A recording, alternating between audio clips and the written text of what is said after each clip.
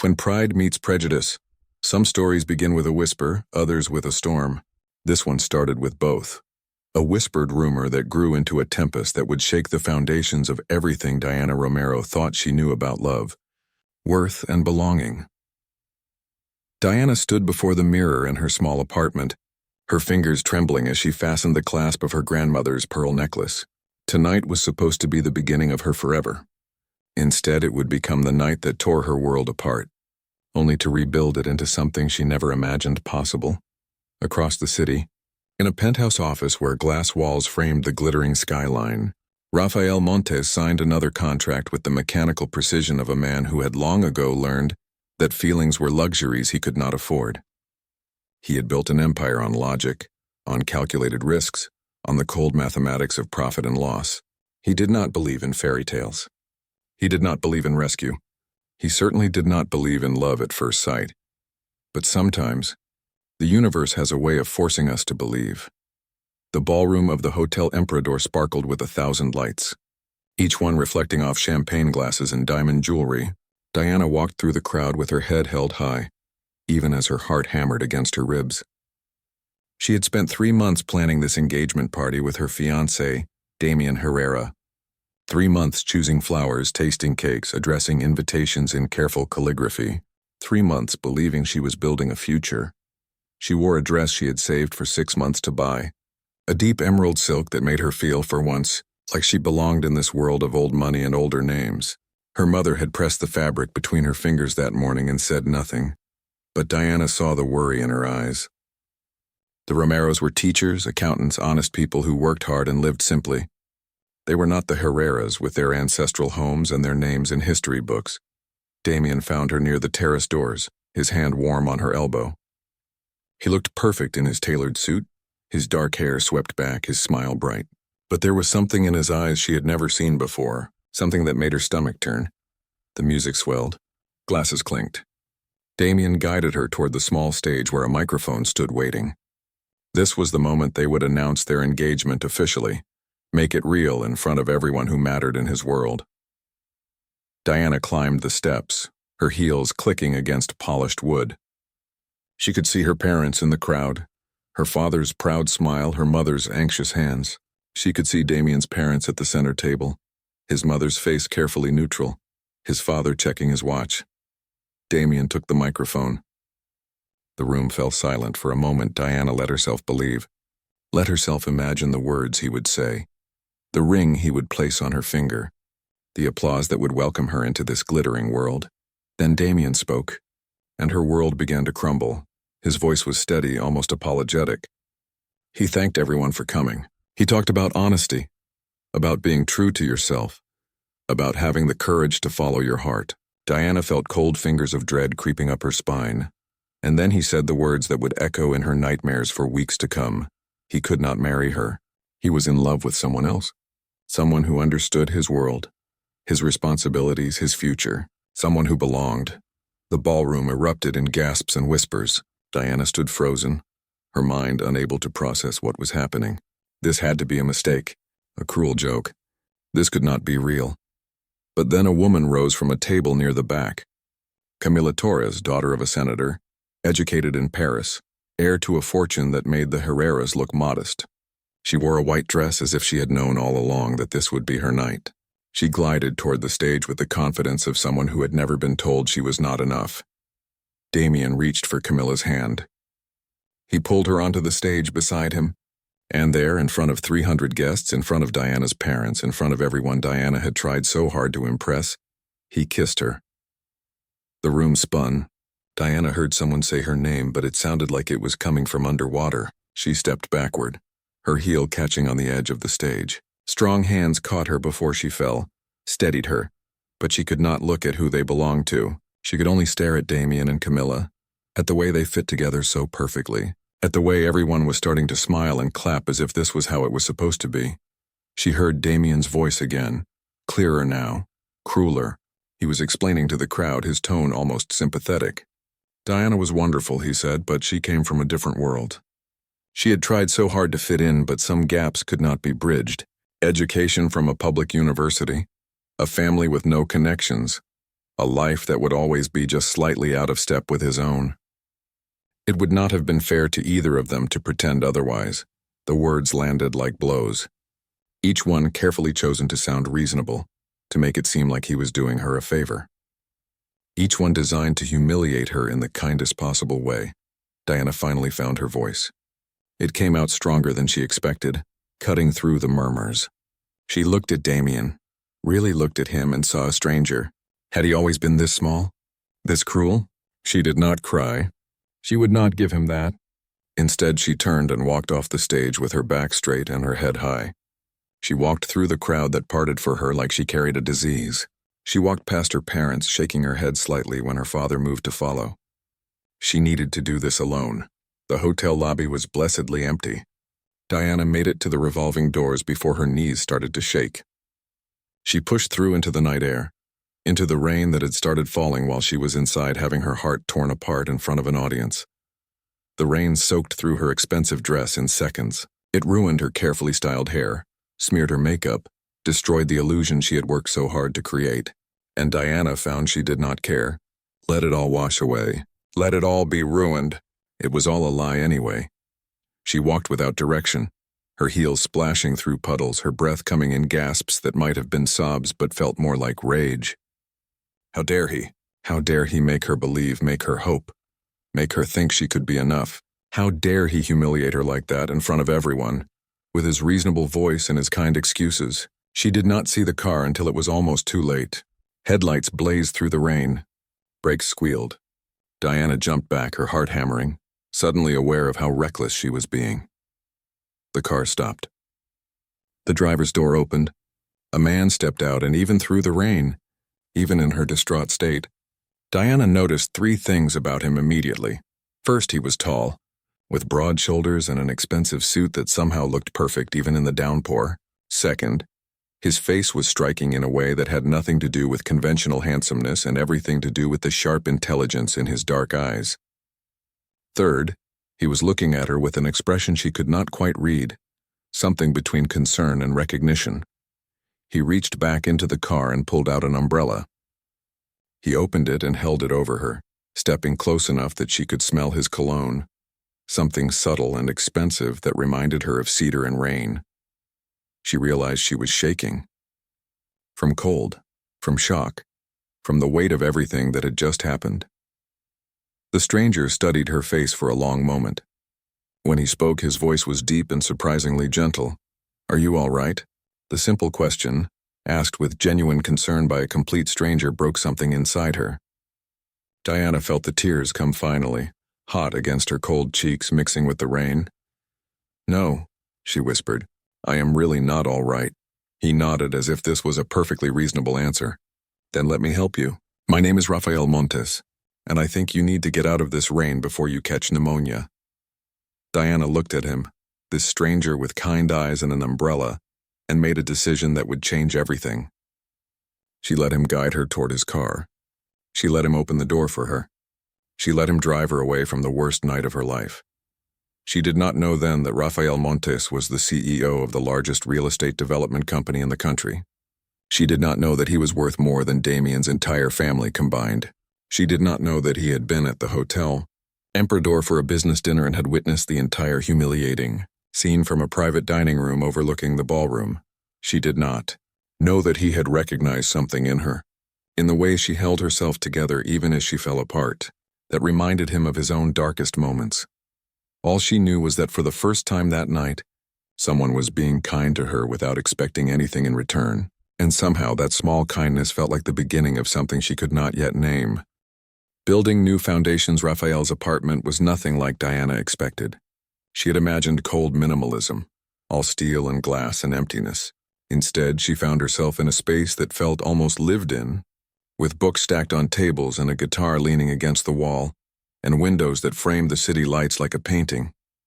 He gave her a towel and a sweater that was far too large for her. He made tea without asking if she wanted any, just placed the cup in her hands and sat down across from her, giving her space but not abandoning her to it. Diana wrapped her fingers around the warm ceramic and finally looked at him properly. In the soft light of his living room, Rafael Montes was even more striking than he had been in the rain. But it was not his looks that held her attention. It was the way he watched her, patient and calm, as if he had all the time in the world and nothing was more important than making sure she was okay. "Do you want to talk about it?" he asked. Diana surprised herself by laughing, a bitter sound that had nothing to do with humor. "What is there to say? I was publicly humiliated by a man I thought loved me. I just found out I was never good enough for his world. I wasted a year of my life planning a future that was never going to happen." Rafael was quiet for a moment. Then he said something she did not expect. "He is an idiot." Diana blinked. "What, your ex-fiancé?" "He is an idiot." Rafael leaned forward, his elbows on his knees. "I saw what happened tonight. I was having dinner in one of the private rooms upstairs. I saw the whole thing." Diana felt heat rise in her cheeks. "So you saw him destroy me in front of everyone. You saw how completely out of place I was." "No." Rafael's voice was firm. "I saw a woman with more dignity in her little finger than that entire room combined. I saw someone walk through fire with her head held high. I saw strength." The words hit her harder than any insult had. Diana felt fresh tears spring to her eyes, but these were different. These were tears for the girl she had been an hour ago, the girl who had believed she was not enough. These were tears for the woman she was becoming, the one who was starting to believe that maybe, just maybe, she had always been enough. They talked until dawn. Diana told him about her family, about growing up with parents who taught her that hard work and honesty mattered more than money or status, about becoming a marketing analyst through scholarships and student loans and sheer determination, about meeting Damien and believing he saw past the differences in their backgrounds. Rafael listened, really listened, and when Diana finally fell silent, exhausted and empty, he told her his own story. His father had built Montes Development from nothing, working 18-hour days until a heart attack took him at 55. Rafael had been 28, fresh out of business school, suddenly responsible for a company and a legacy he had not been ready for. He had spent the next decade building the business into an empire, proving to everyone, including himself, that he was worthy of his father's sacrifice. But somewhere along the way, he had forgotten how to be anything other than successful. He had relationships that were really just transactions. He had friends who were really just networking opportunities. He had built walls so high that he sometimes forgot there was supposed to be something inside them worth protecting. "Why are you telling me this?" Diana asked as the first light of dawn crept through the windows. Rafael smiled, a real smile that transformed his serious face. "Because you remind me that there is more to life than just surviving. You remind me what it looks like to actually live." Something shifted between them in that moment. Something neither of them was ready to name, but both of them felt. The next morning, Diana woke up on Rafael's couch under a blanket she did not remember being given. Her phone had 43 missed calls and over 100 messages. She scrolled through them with a sinking stomach. Most were from people she barely knew, asking if she was okay with the kind of curiosity that had nothing to do with genuine concern. Some were from family and real friends, worried and loving. And one was from Damien, sent at 3 in the morning. "I am sorry it had to happen like that," the message read, "but you have to understand this is for the best. You will see eventually. You do not belong in my world. You never did." Diana stared at the words until they blurred. Then she deleted the message and blocked his number. She was done letting him define what she deserved. Rafael appeared in the doorway, already dressed for work. "Coffee?" he asked. Diana nodded, still processing the surreal reality of waking up in a stranger's apartment, of everything that had happened in the past 12 hours. Over coffee, Rafael made her an offer that stunned her into silence. "Work for me," he said simply. "My company needs someone with your skills. I have seen your portfolio, your work history. You are talented, Diana. You just need someone who recognizes that." "This is charity," she said, hating how her voice shook. "You feel sorry for me. You want to rescue the poor girl who got her heart broken." Rafael set down his cup and looked at her steadily. "I do not do charity in business. It would be insulting to both of us. I'm offering you a job because you are qualified. What happened last night does not change your abilities or your worth. It just exposed that your ex-fiancé was too blind to see either." Diana studied his face, looking for pity or condescension. She found neither. Just honesty and something that looked like respect. She took the job. The first weeks were brutal. Diana threw herself into work with the desperation of someone trying to outrun her own thoughts. She arrived early, stayed late, took on projects that terrified her, and slowly, she began to remember who she was before Damien, before she had started molding herself into someone else's idea of acceptable. Raphael was there, always. Not hovering, not coddling, but present. He pushed her professionally, expected excellence, gave her opportunities that stretched her capabilities. But he also left notes on her desk when she worked too late. Brought her coffee the way she liked it without being asked. Remembered details about her family when she mentioned them in passing. Their colleagues started to notice. The whispers began small but grew louder. The new hire who got special treatment. The CEO who never paid attention to anyone suddenly making time for one specific employee. The suspicious timing of her arrival, Diana tried to ignore it. She focused on her work, on proving she deserved to be there. But then the rumors reached her directly. She was in the break room when 2 marketing managers walked in, not noticing her presence in the corner.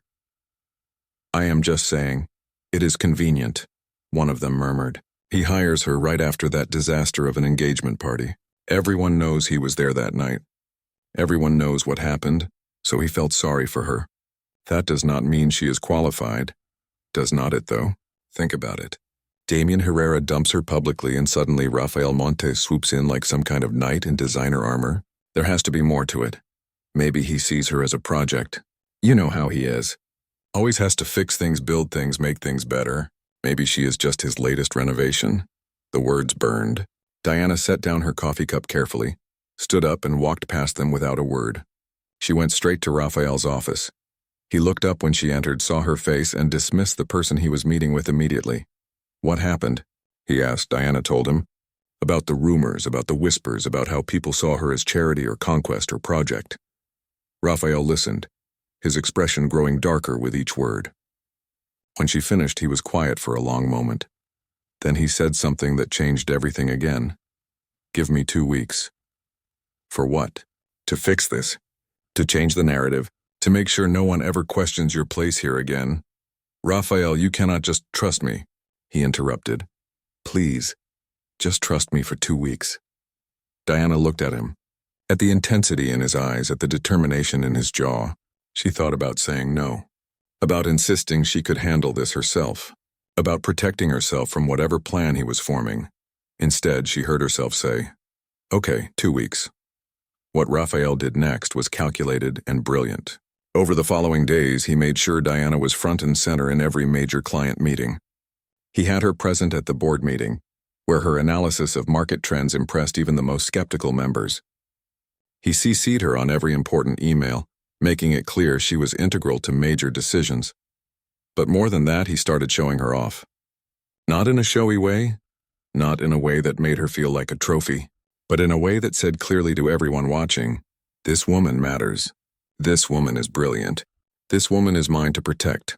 The shift was subtle but undeniable. People started seeing her differently, started treating her like an asset rather than a curiosity. And somewhere in those 2 weeks, something else shifted too. Diana started noticing things about Raphael that had nothing to do with work. The way he loosened his tie when he was frustrated. The way he ran his hand through his hair when he was thinking. The way he looked at her sometimes when he thought she was not paying attention. She started noticing how her heart beat faster when he walked into a room. How she found excuses to stay late when she knew he would still be working.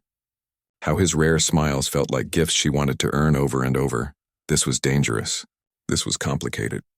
This was everything she had promised herself she would avoid after Damien. But it was also real in a way nothing with Damien had ever been.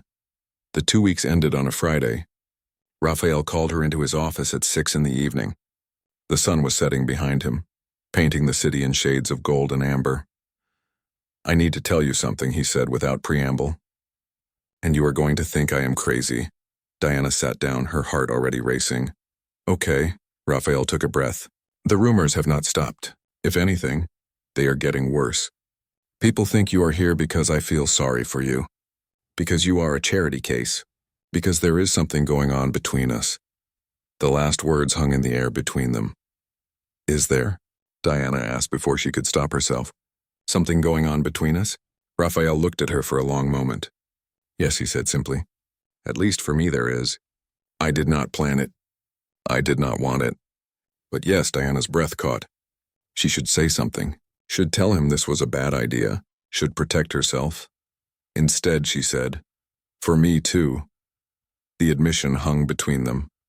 Honest and terrifying. Then Raphael said, I have an idea. A way to stop the rumors completely. A way to make sure no one ever questions why you are here or what you are worth. Diana waited, her heart pounding. Pretend to be engaged to me. When pretending becomes real for a moment, Diana was sure she had misheard. She stared at Raphael, waiting for him to laugh, to say he was joking, to take back the absurd suggestion. He did none of those things. He just watched her steadily, his expression serious. You cannot be serious, she finally managed. I am completely serious. Raphael leaned forward. Think about it. If we are engaged, everything makes sense. Why I hired you, why I pay attention to you, why you are involved in high-level decisions. It stops being favoritism or charity, and starts being a CEO, including his fiancée and his business. That is insane, Diana said. But her mind was already turning over the implications. That is manipulative and dishonest and effective, Raphael finished.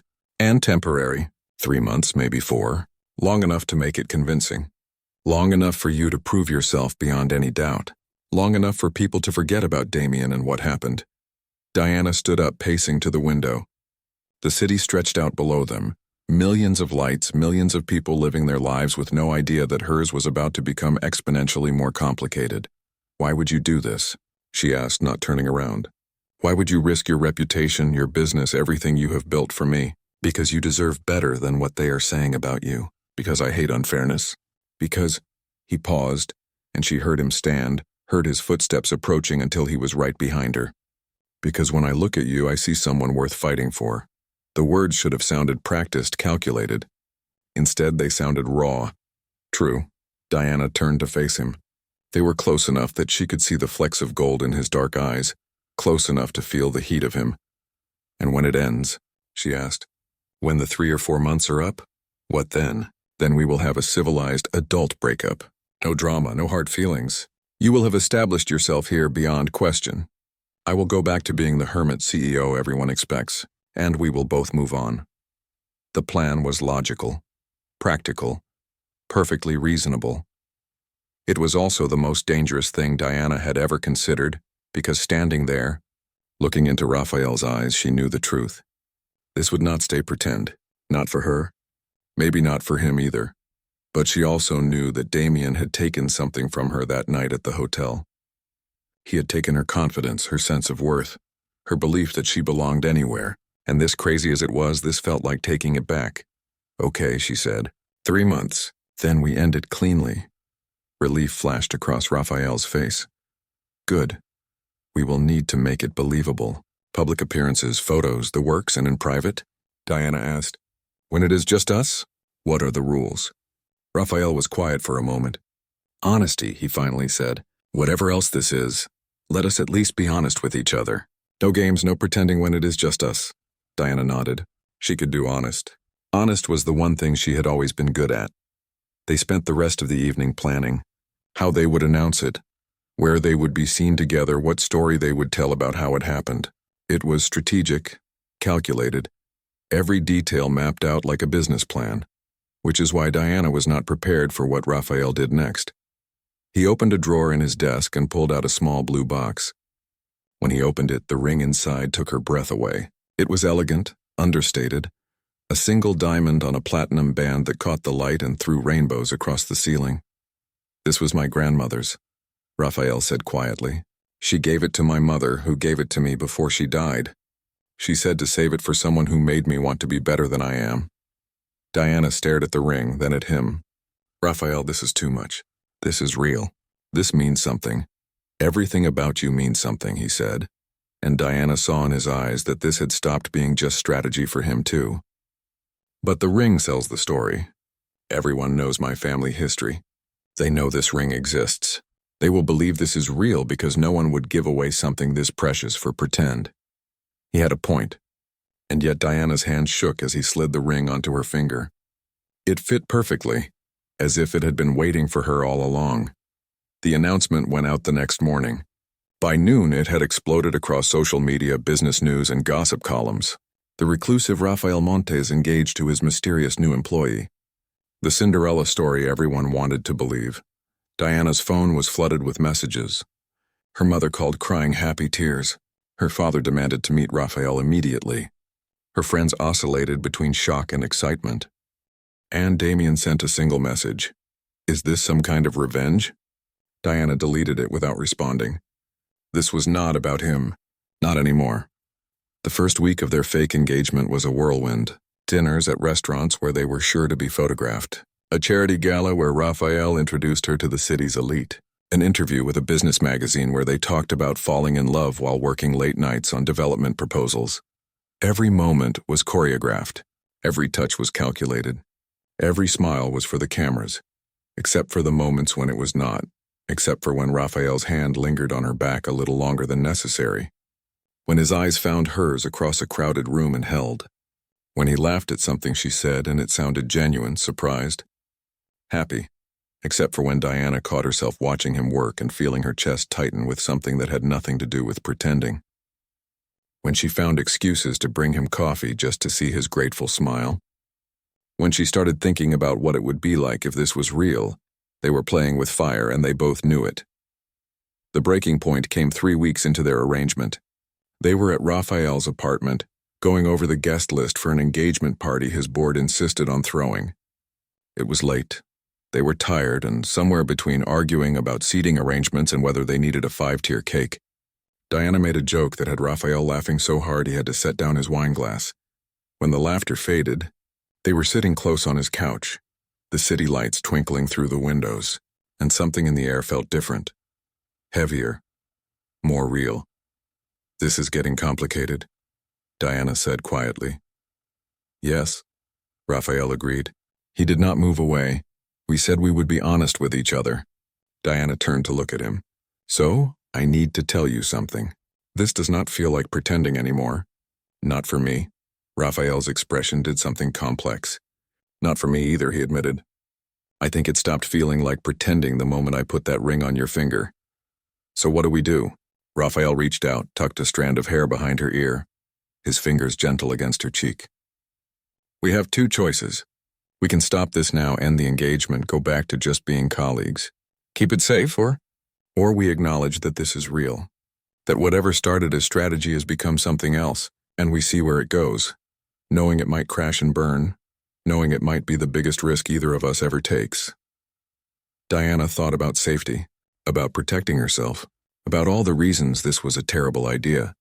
Then she thought about how Rafael looked at her, about how he challenged her, about how being with him made her feel like the best version of herself. I am tired of safe, she said. Safe got me, Damien. Safe got me humiliated in front of 300 people. Maybe it is time to try dangerous. Rafael smiled, that rare full smile that transformed his whole face. Dangerous it is, then. When he kissed her, it was nothing like the careful, chaste kisses they had shared for cameras. This was real and desperate and full of everything they had been holding back. Diana kissed him back, pouring 3 weeks of denial and longing into it. Her hands fisting in his shirt, his arms pulling her closer until there was no space between them. This was dangerous. This was reckless. This was everything she should not want. It was also the most right thing she had felt in years. They broke apart breathless, foreheads touching, both of them slightly dazed. The engagement party is in 3 days, Rafael said, his voice rough. We should probably get our story straight. I think our story just wrote itself, Diana replied. We were pretending and then we were not. That is the truth. Good. Rafael pressed a kiss to her forehead. Because I am done lying about how I feel about you. The engagement party was everything their fake engagement had been building toward. Rafael's estate was transformed into something out of a fairy tale, with thousands of white lights and flowers and an orchestra playing under the stars. Diana wore a dress that cost more than her first car, her hair swept up, Rafael's grandmother's ring catching the light with every movement. She stood at the top of the stairs looking down at the crowd gathered below, and for a moment she let herself feel the full weight of how far she had come. 2 months ago, she had stood in a different ballroom and been told she would never belong. Tonight she stood in her own and knew she belonged anywhere she damn well chose to be. Raphael found her there, handsome in his tuxedo, his eyes finding hers immediately. "Ready?" he asked, offering his arm. Diana took it, feeling the solid strength of him. More than ready. They descended the stairs together to applause and camera flashes. Diana saw familiar faces in the crowd, her parents beaming with pride, her friends excited and happy for her, colleagues from work, some who had doubted her, now won over by her competence and grace, and in the back, trying to be inconspicuous, Damien and Camilla. Diana felt Raphael tense beside her when he spotted them, felt the protective anger rolling off him. "Ignore them," she murmured. "They do not matter." He looked down at her and his expression softened. "You are right. They never mattered. Only you matter." The party was perfect. Diana found herself actually enjoying it, not because she was performing, but because she was genuinely happy. She danced with Raphael, laughed with her friends, accepted congratulations with real gratitude. Near midnight, she stepped out onto the terrace for a breath of fresh air. The music was muted out here, the stars bright above. She was alone for maybe 30 seconds before Damien appeared beside her. "Diana, we need to talk." She turned to look at him, this man who had once meant everything to her. He looked the same, handsome, confident, every hair in place. But she saw him clearly now, saw the weakness he hid behind his pedigree, saw the insecurity he masked with cruelty. "No, we really do not," she said calmly. "This whole thing with Montes, it is not real." Damien stepped closer. "I know you. You are doing this to make me jealous. To prove something?" Diana laughed, and it was genuine. "You think this is about you? Damien, you stopped mattering to me the moment you showed me who you really are. You cannot seriously be in love with him. He is using you. This is all some kind of game." Before Diana could respond, Raphael appeared in the doorway. He took in the scene at a glance, Damien standing too close, Diana's expression of barely restrained contempt. "Is there a problem?" Raphael asked, his voice dangerously quiet. "No problem." Diana moved to Raphael's side naturally, felt his arm come around her waist. Damien was just leaving. Damien looked between them, and something like understanding finally dawned on his face. "This is real," he said, sounding stunned. "You actually fell for each other." "Yes," Raphael said simply. "We did. Now I believe my fiancé asked you to leave." Damien opened his mouth, closed it, then turned and walked away. Diana watched him go and felt nothing. No anger. No satisfaction. Nothing. Raphael turned her to face him, his hands on her shoulders. "Are you okay?" "I am better than okay." Diana smiled up at him. "I am exactly where I want to be." He kissed her then in front of everyone, and the cheer that went up from the party inside was deafening. The foundation that lasts 3 months turned into 6. 6 months turned into a year. And somewhere along the way, the pretend engagement became a real one, became a wedding, became a life that neither Diana nor Raphael had imagined, but both had built together. The wedding was small, intimate, just family and close friends. Diana wore her grandmother's pearls with her wedding dress. Raphael cried when she walked down the aisle, not caring who saw. They honeymooned in a cabin in the mountains, 2 weeks of nobody but each other, of morning coffee on the porch and evening walks through the woods and nights tangled together in front of the fireplace. It was there, watching the sunset paint the sky in impossible colors, that Raphael turned to Diana and said, "I need to tell you something." Diana's heart skipped. That sentence never meant anything good. "Okay, that first night when I found you in the rain outside the hotel, I did not just happen to be driving by. I had followed you." Diana sat up, processing this. "You followed me?" Raphael nodded, looking uncertain for maybe the first time since she had known him.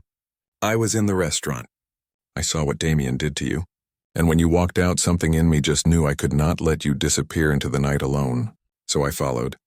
I waited until you seemed like you needed help, and then I offered it. You have been lying to me for over a year," Diana said slowly. "Yes."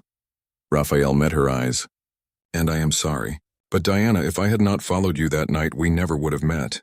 You would have disappeared into the rain, and I would have spent the rest of my life wondering about the woman with heartbreak in her eyes and steel in her spine." Diana was quiet for a long moment. Then she started laughing. Raphael looked alarmed. "Are you upset? Are you angry?" "Should I be worried that you are laughing?" No, Diana managed between giggles. I am laughing because I need to confess something too. That first day I came to interview with you, I knew exactly who you were. I had seen you at the hotel that night. And when you offered me the job, I took it partly because I was desperate, but mostly because I wanted to know the stranger who had looked at me like I mattered.